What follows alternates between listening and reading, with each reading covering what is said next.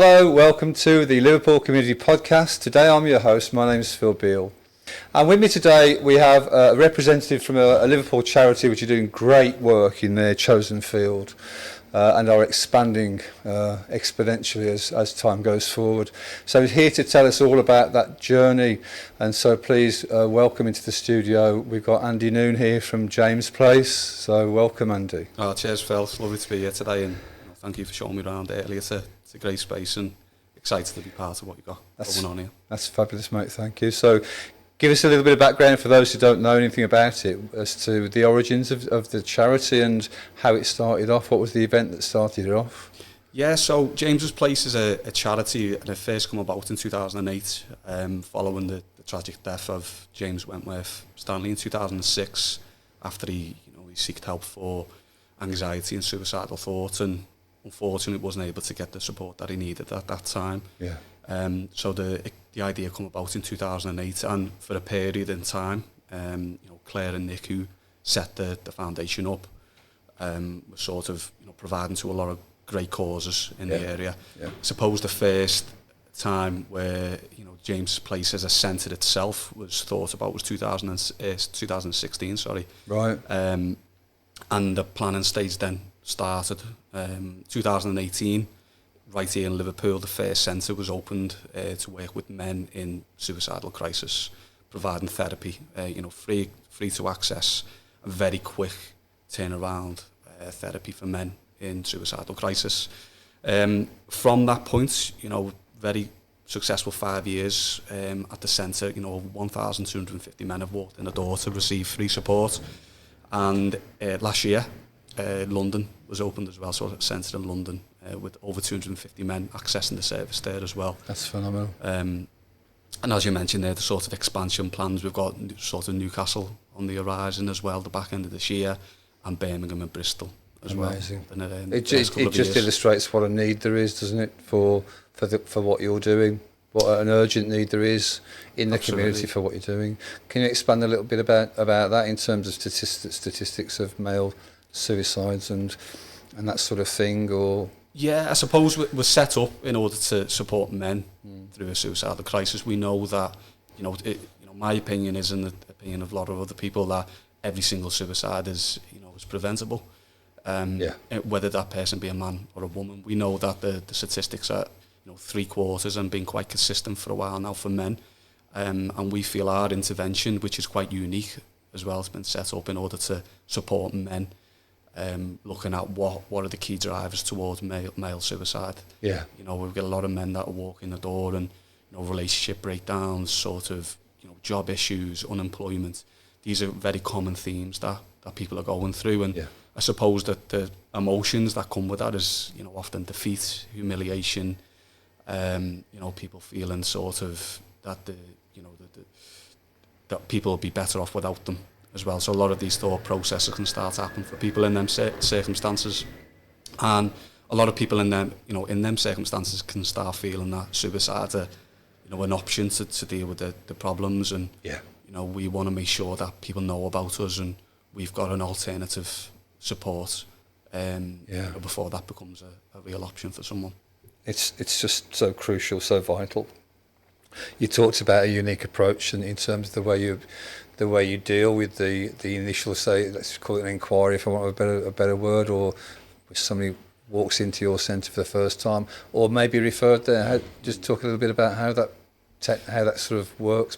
Yeah. The mechanics of that. How does that work? So we get, I suppose, referrals in 3 different ways. Our main referral source for men in suicidal crisis is professional referrals. So that might be GP surgeries that are aware of the support that we offer.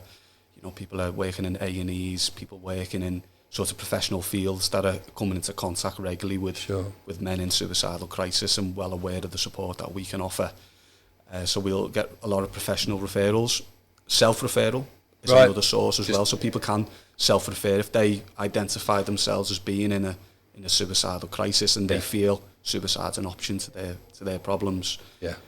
To deal with their problems, then we want to hear from people, and and self-referring via the website can be done. So they can find you online, obviously. We'll obviously come to your social media handles and stuff in a short while. But for sure, we'll get that out there. Yeah. I suppose it's really good for listeners to know as well that if you've got a friend, a family member, a work colleague, you can make a referral as well on the website using the same link. Fabulous. So they haven't got to go through necessarily the GP surgery kind of route. You don't have to go there. You can go directly to where you are. And absolutely. Yeah, that's really important to know, obviously. When I said before about us being quite unique, I suppose that comes in a number of different ways. We've got such a quick turnaround. So when we do receive a referral, one of our duty therapists, either myself or one of the duty therapists within the team, will review that referral that day. Yeah. And we'll make contact, or we'll attempt to make contact with that person. Yeah, because if they call the GP surgery for an appointment, it might be,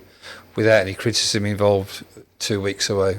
And it depended on on what surgery and the acuity, what's going on there at that time. Isn't it? Yeah. It could be a long wait, but we will offer a welcome assessment within 48 hours. 48 working hours. Yeah. So if someone's referred to us on a Monday, he'll be seen by Wednesday. Yeah. If he's appropriate for our service and we feel that our intervention can support him. So that's the process. When I said before, unique, that sort of quick turnaround before someone sat in front of us. Yeah. And it could be accepted onto therapy that day. Yeah. If we're the right place for them. Phenomenal. And, that would likely start on the Friday. Yeah. As well. So that shows how quick that someone in a crisis from the initial call or whatever it is, referral from on the Monday, they could well be in front of somebody by the Friday. Yeah, absolutely, yeah. Being helped. Yeah. I think that's crucial. That timing is really important as well. Of course it is. Because if you're sort of in a position where you are feeling defeated, you are feeling humiliated, and suicide is an option for you at that moment in time, and an appointment a couple of weeks away, you can lose hope, and people do lose hope in that time. Right. So that's why we've got such a quick response to the referrals that we receive. Yeah, and the numbers you've talked about there of men that you've been able to help since you opened in 2018, I think you said, didn't you? And coming up to sort of 1,500 people in that time, just from the Merseyside area alone. And that's an indication, really, isn't it, of the actual level of the issue that's out there, and it's a fantastic service you're obviously offering there, and now expanding out into other centres, as you said when we were talking beforehand, so it won't be so postcode oriented as such, yeah.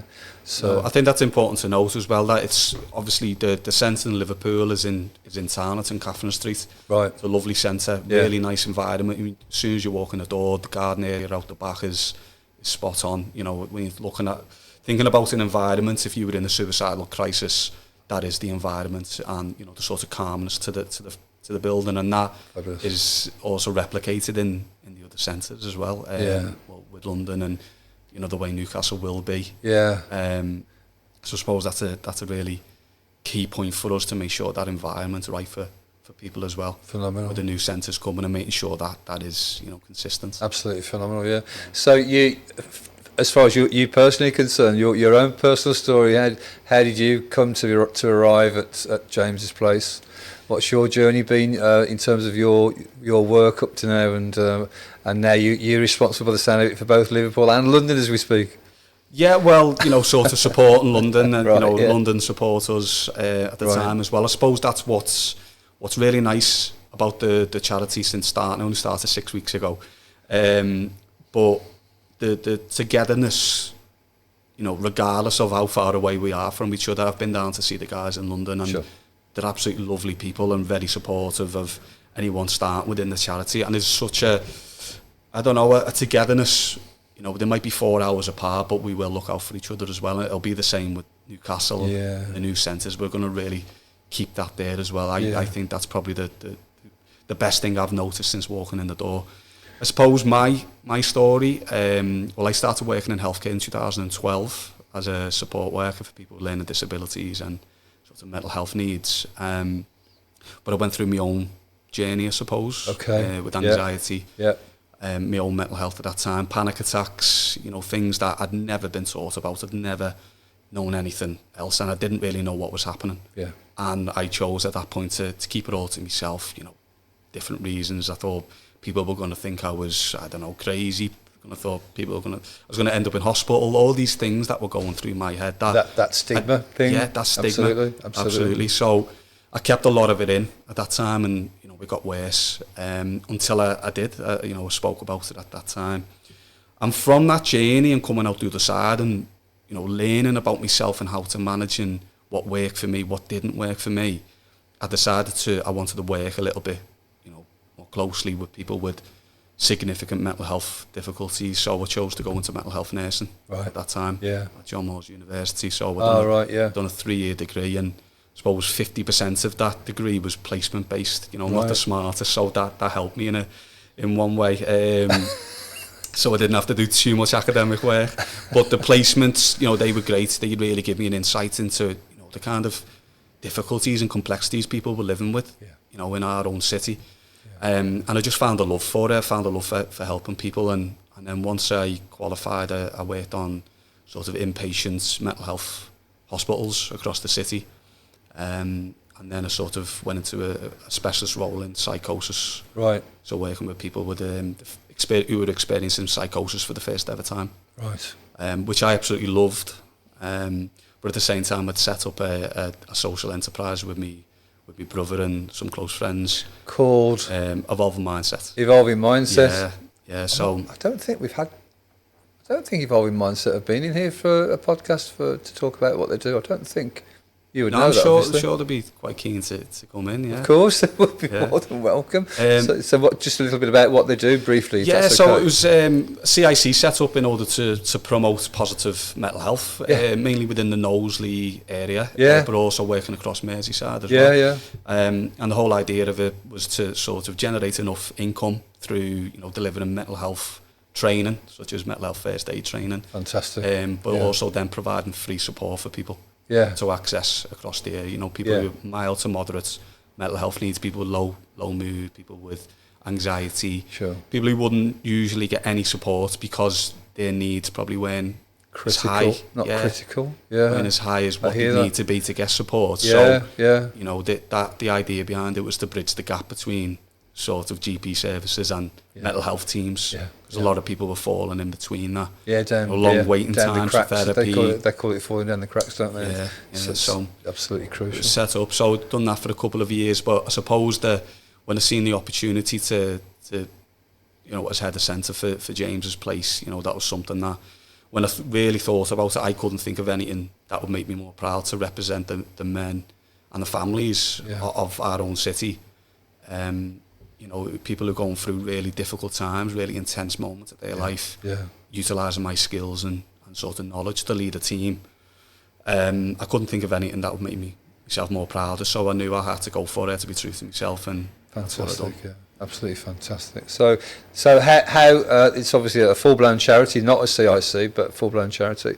And you are, I think you said in our chat before, and you're pretty much self-funding. So talk a little bit about how you've been doing that to date and how you plan to do that moving forward, getting that funding in to enable you to do the crucial work that you're doing. Yeah, so a lot of what we do is reliant on sort of donations. It's reliant on people sponsoring and believing the work that we do. We have a lot of people who will do sort of like long bike rides, or they'll do events in order to raise money, generate funds for us. But we do have a £10 million appeal. A £10 million appeal, which is a huge target. Absolutely. But we're very confident we're going to meet it. So we'll be sort of the idea behind that is to raise enough money to open up the new centres in Newcastle, Birmingham and Bristol, and also sustain the work that is already going on in Liverpool and London. Right. So with 5 centres being open, we know that half the men within our country will be within travel distance of a James's Place centre. Fabulous, So that's the idea behind the sort of and the locations that have been picked specifically around that as well. So we're looking to raise £10 million. So when did the appeal start? When did that process start up? It was last year. Really? Yeah. Yeah. So it's already been sort of underway for a period now. So it's going well. But we know we've got a lot of work to do in order to maintain that sort of that level. And what was your target date again? Just remind me again for the opening of the Birmingham and the Bristol, making into a 5-centred operation. What was your deadline for that? So 2026 So is our deadline. 20, yeah. So we want, Newcastle will be open towards the back end of this year, Sure, November, December time, which is great. The team are getting sort of started there now and getting everything set up, and the building's nearly ready. So how do people get hold of the link to try and make, or to enable them to make a donation towards this £10 million appeal that's going on? How do they do that? So people can do that on the website. People can sort of visit James's Place. Okay, so .uk. So sorry, just to repeat, I need to write this down actually, because what I'm going to do is going to put a label underneath it on the screen. Yeah. So it's James's Place, is it? Yeah, jamesplace.co.uk. Great stuff. Yeah. .co.uk. Yeah, and is there a link on there for donations? Is there? Yeah. So just follow the link on that point. Yeah, you can have a little look on there. Also, if you was interested in doing an event, or it might be, I don't know, you wanted to do a challenge that was to, that money was going to go to a local cause. It was going to go to, towards Liverpool and men in suicidal crisis, getting support from a trained, therapist. Yeah. The sort of people that are working in our centre are trained counsellors. Sure. Myself as a mental health nurse, people are professional people that, that were sort of the services is sort of employing. So if you do want to sort of raise money to help people see a professional, in such a quick turnaround as well, that we work with people over for the 6 to 8 week period in order to take someone out of that suicidal crisis. We're more than welcome to get in touch with us and let us know what your plans are. Is there anything that we can support with? There's a contact number on there as well, and an email address to contact. That's fantastic. Do you know what the email address is off the top of your head? I don't know off the top of my head. I'll check that out. We'll get the email up there on the screen as well for you. Okay, cool. So just describe a typical day for Andy Noon in his new role, a 6 week long period that you've been within the organisation. Tell us about a typical day. Is it fairly fraught?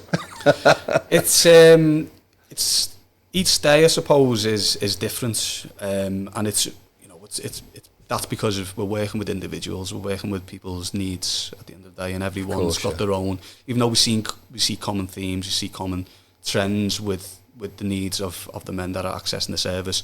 Everyone's still an individual with their own story and their own background. So I suppose for myself at the moment, each of the referrals I'm reviewing and making a decision whether I feel that that person's in suicidal crisis, or if another form of support might be more suitable for that person, because we're not always going to be the right place for someone. Right. And it's about being sort of using my professional judgment on that, really. But if I do feel someone's in a suicidal crisis, I'll make sure that person's then sort of invited in for a welcome assessment with one of us, which is usually an hour period for us to find out a little bit more about that person, them to find out more about us as well, and make sure that we're the right service for them.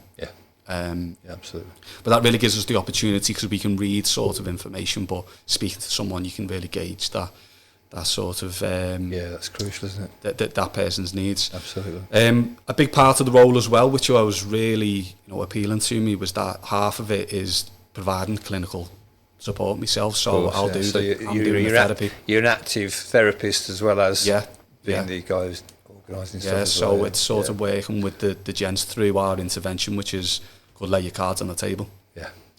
So we know that, us sat here talking today, especially about someone's, if someone's never spoke before about their mental health, we know that sitting in front of someone can be a very daunting, task for someone. And I've been there myself, and know that it can be very difficult to do. So we use an intervention called Lay Your Cards on the Table. Great. So the first deck of cards that we'll use will look at what are our thoughts, feelings and emotions. And that really helps that sort of to navigate that conversation for us, really. Fantastic. Gives us a bit of structure, a bit of guide to the conversation, rather than relying on that person in that moment to say, this is what's going on. The cards can sort of help us along with that. Amazing. And we use cards right throughout the intervention as well. And obviously, as professionals, we know when a particular need will come up, or a particular task might be really useful as well, or a particular discussion about a topic You know, so we were talking earlier off air about the stress bucket. Yes. So just describe that concept for us, Andy, if you wouldn't mind. Yeah. So so the way, for people who've not heard of it before, you know, it might resonate with some people who are listening in there. You know. Yeah, it definitely resonated with me the first time I come across it. So the stress bucket, the stress container, if you like, I suppose that's our stress tolerance. You know, we've all unique. Some of us have been brought up with, plenty of ways to manage our mental health, our emotions, and some people may not have. So people's container might be a different size. But I suppose water that goes into the bucket, into the container, represents the stress, represents the anxiety, represents life, everything that can happen in life, curveballs that come at you from, places that you didn't even know that they could come from. And I suppose that bucket starts filling up with water as well. Absolutely. I suppose the danger points is that often the time we'll see people whose that water's got to the top and it's overspilled. It's overflowing. And that would represent to me, a crisis point. That's right. In someone's life. Absolutely. There is ways that we try and help people sort of manage that sort of overspilling. Yeah. And that would be, if you like, piercing the bucket to allow water out. So that might be, for me, it's going to the gym.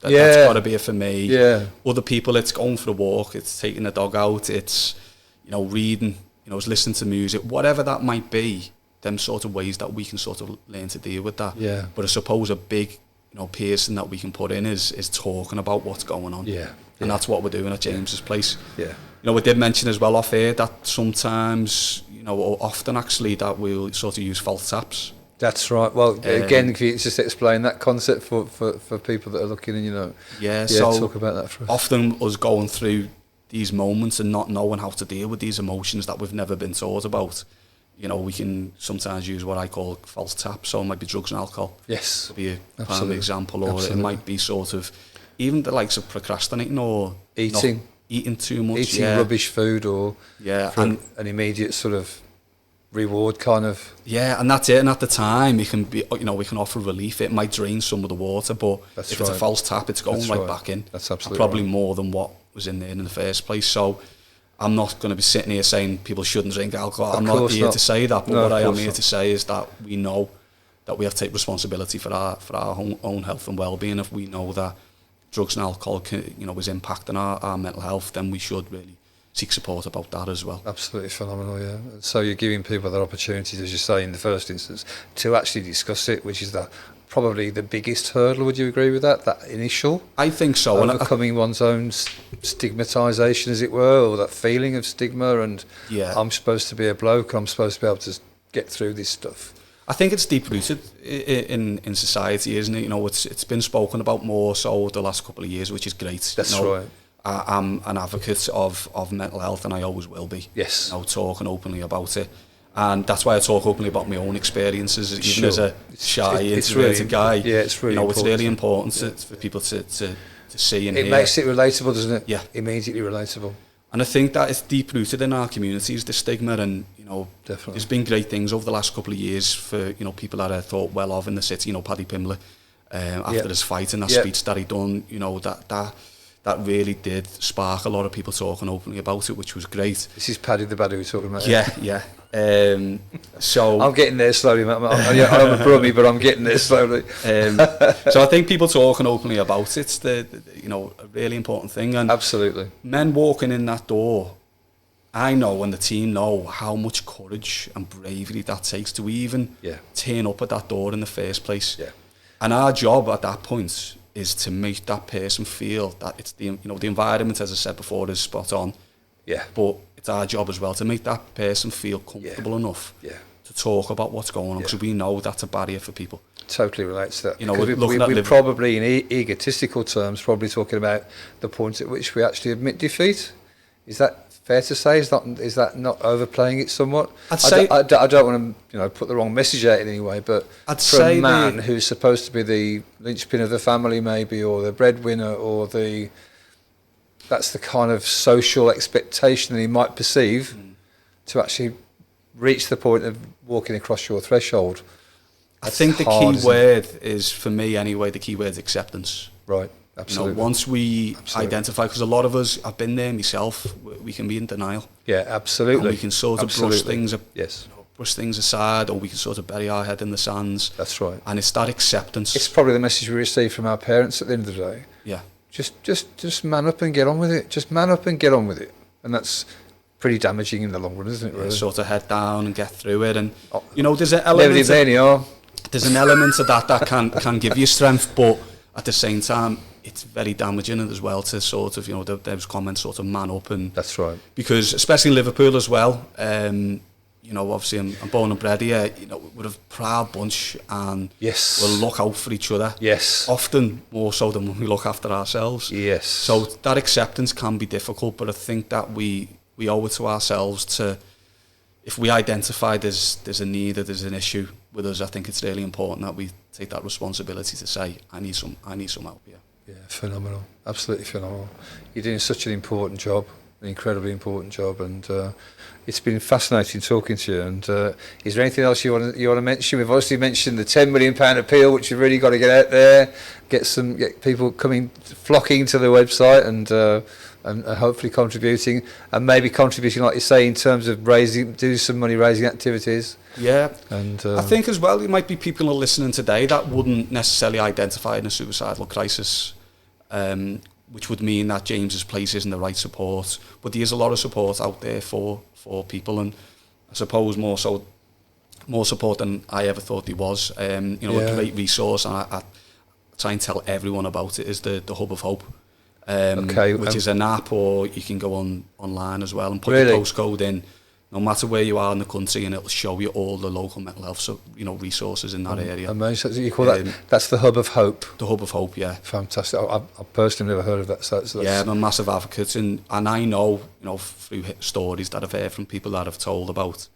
People have said it saved lives. Yeah. So it's really important. So if you are sat there, if someone sat there today or you have a friend, family member that might need support, but not to the level of a suicidal crisis, sure, the Hub of Hope is a great resource to find where that local support might be. But get it up on the screen, and that'd be fabulous. Well, it's been a heck of a 6 weeks by the sound of it, mate. and we talked also before we started recording about finding your place. Mm-hmm. And do you feel that I talk about that in sort of a career perspective, maybe, or a job sense, or ultimately in the right place where you want to be and feel that you're making a difference? Yeah. Is that where you are now, do you think? Absolutely. I think walking in the door at James's Place for the first time, I got to experience the authentic calmness about the place, I suppose, and from that moment I just said, this is for me. I felt this was the role I was destined to do. I looked at the job and I took the job based on professional reasons, but also personal reasons as well. And it means a lot to me, the role.